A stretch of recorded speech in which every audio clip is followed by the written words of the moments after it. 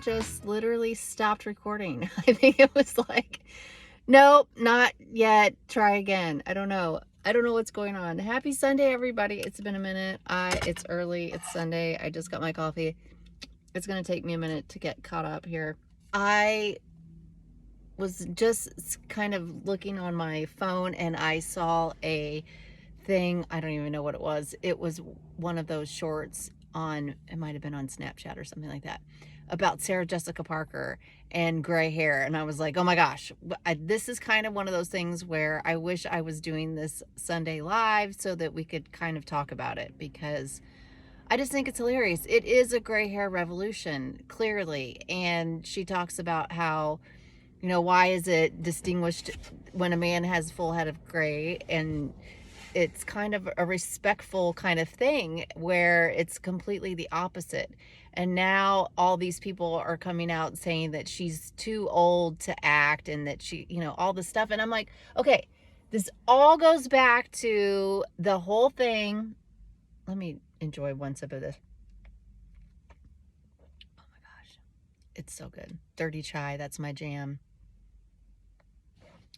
But it all goes back to my whole argument, which is if you let your hair go gray naturally and we put more pressure, not pressure, but more emphasis on that, then you're not just, I feel like you just kind of wake up one day and then you're kind of old with this gray hair. And that's kind of what is happening with her, because I don't know. I mean, correct me if I'm wrong, my other lovely gray-haired ladies, but it's like once you kind of do it, it's hard to look at other people and not see that crazy difference in their hair color and their face. Like, it's just not age appropriate to the hair color.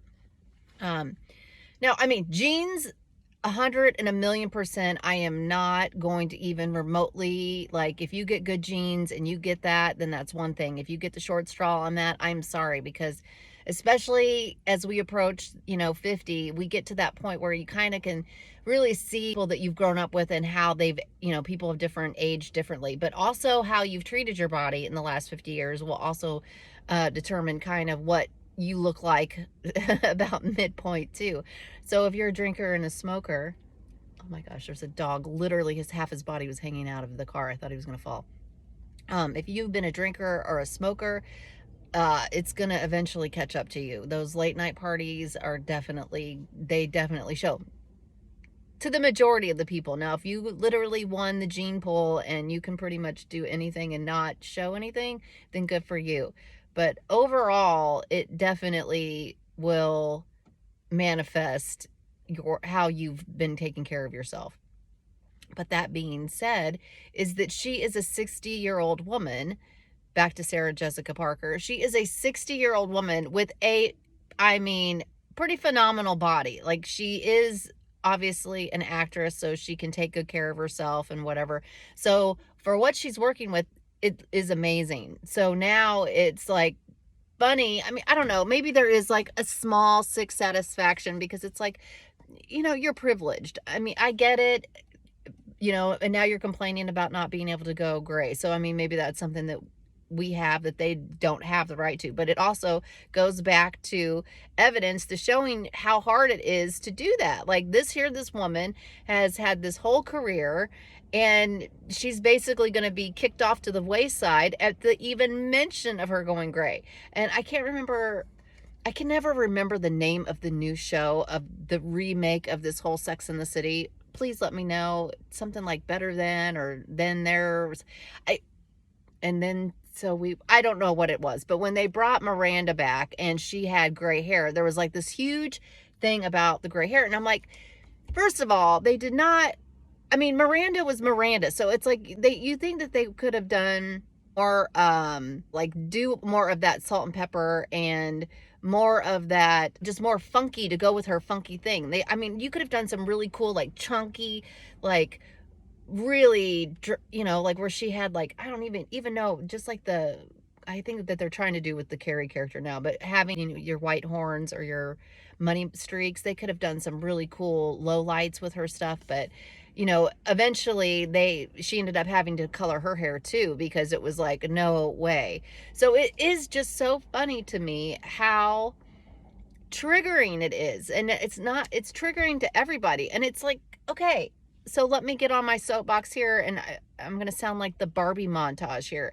But it's like, okay, so if we're irrelevant after a certain period of time, let's say 30, you know, women, we're supposed to be irrelevant at that point, then why do you give a fuck if we color our hair or not? Why do you care? Like, if we're supposedly so undesirable and the only thing that we had to offer was our womb, then why do you even care? You know, that's my point. And then you realize they don't. Nobody actually really does. And it's about breaking through there. Maybe people that are watching TV, and maybe you don't want to see that because you don't want to see the reflection of what is coming.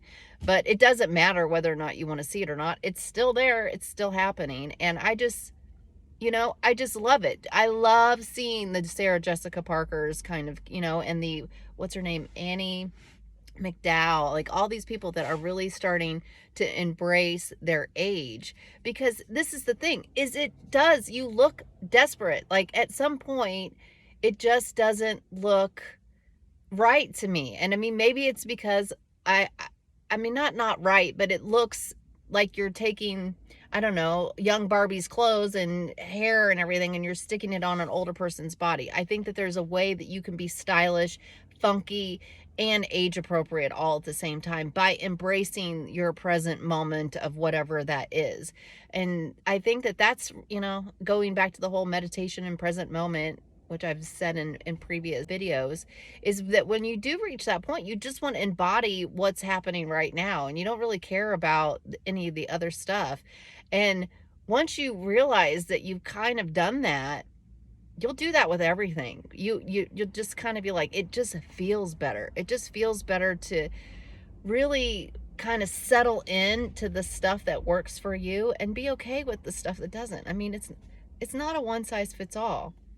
The present moment that's a one size fits all, but how it is expressed is absolutely determined on, you know, your fractal, basically. You know, if we're just one drop of the ocean of consciousness, it's like how you reflect it, and that could be based on, I don't know, your upbringing, your nurture, your nature, and all that other stuff.